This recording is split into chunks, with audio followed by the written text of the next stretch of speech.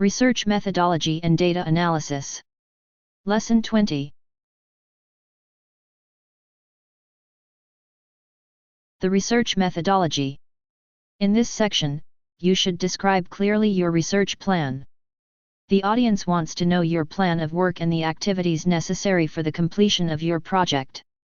To keep the audience with you, begin with a few attractive introductory paragraphs that restate the research problem, research objectives, and your research questions.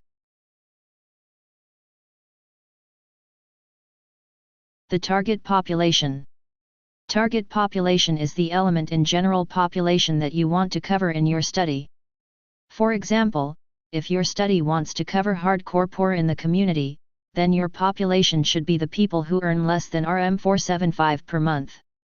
You need to define your target population precisely and explain the rationale for selecting that specific population for your study.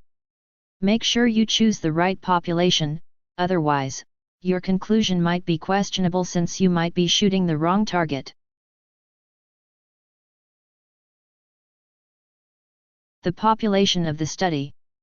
The population of this study is defined as university students studying in the Faculty of Business and Management in the public and private universities in Malaysia.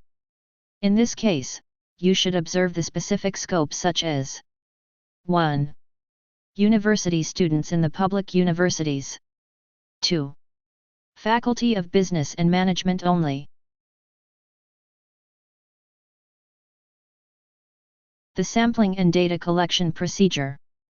Explain in detail how you plan to draw a representative sample from the population. Since the data from this sample will be used to draw conclusion on the overall population, tell your audience how you ensure the selection process is representative and unbiased. What are your sampling method, and the rationale for using that method? Convince the audience of your knowledge regarding statistical validity and reliability. Tell specifically the sampling process you plan to execute. The process includes sampling frame, how you obtain the sample, how you ensure the sample is randomly selected, how you contact the respondents, the instruments to use for data collection, who does the data collection for you, are they qualified for the job, how do you ensure the data collection will take place accordingly without prejudice, bias, or cheatings, etc. Below are the steps taken in the sampling and data collection processes. 1. The permission to collect data is obtained from the Faculty of Business and Management at the respective campus. At the same time, the list of students to be used as a sampling frame for the study is also obtained from the faculty together with the class schedule where the students are having their lecture. 2. The respondents are selected from the sampling frame using the random numbers generated through the computer. For example, if the sampling frame consists of 100 students and the study decided to take only 20 students as respondents, then the 20 numbers are generated using the following computer statement, rand 21 to 100. The computer would generate randomly 20 numbers in the range of 1 to 100.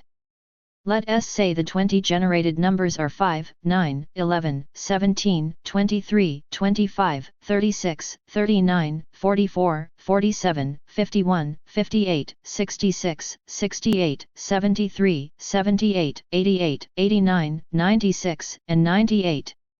Then these numbers are matched with the list in the sampling frame.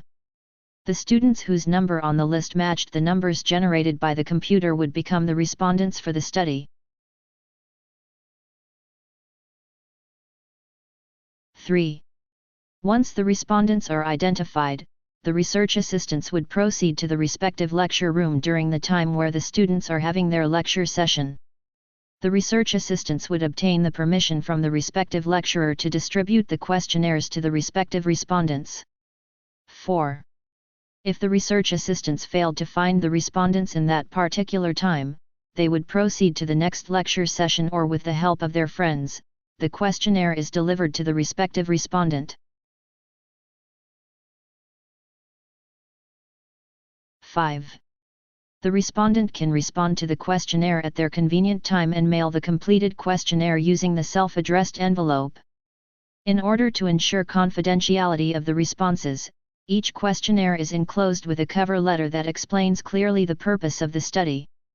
The respondents do not need to provide any identification on the questionnaire. They could also submit the completed questionnaire using the sealed envelope to the representative at the Office of Academic Affairs the following day.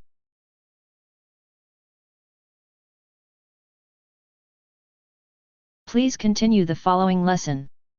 Thank you for watching.